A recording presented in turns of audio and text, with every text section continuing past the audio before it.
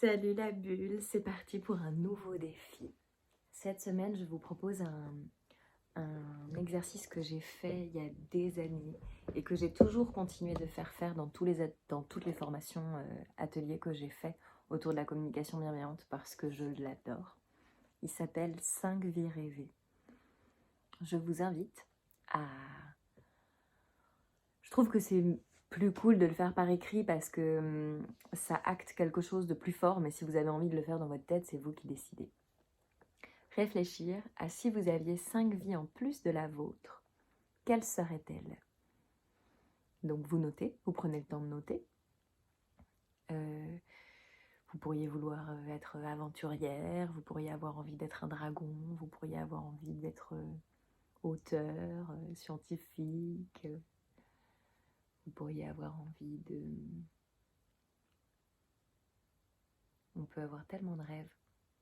Donc je vous invite là à mettre la vidéo sur pause et à écrire si vous pouviez avoir 5 vies en plus de la vôtre, quelle serait-elle? Ça peut être en un mot ou ça peut être en plein de mots, c'est vous qui voyez. Voilà, je vous invite à mettre sur pause.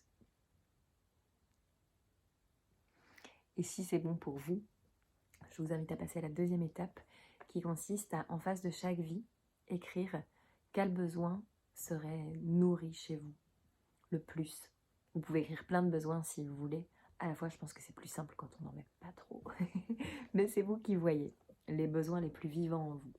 Par exemple, si votre vie c'est d'être un dragon, une vie rêvée, pour vous ça serait d'être un dragon, peut-être que ça viendrait nourrir le besoin d'exploration, de puissance, de je ne sais pas ce que ça viendrait nourrir chez vous.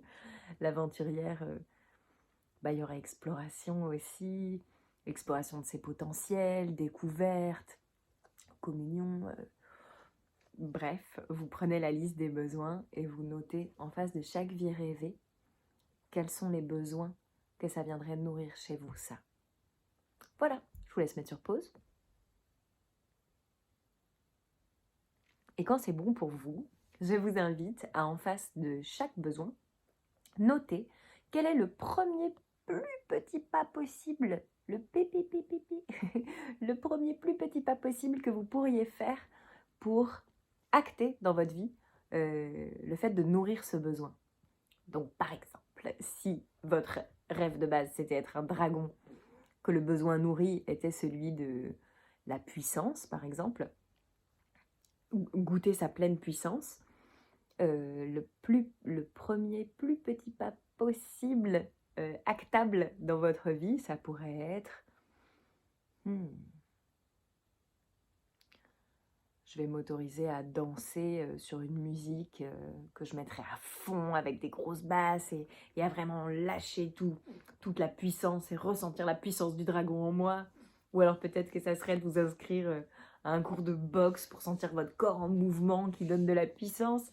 Peut-être que ça pourrait être faire une peinture, peut-être que ça pourrait être aller courir un marathon, je ne sais pas.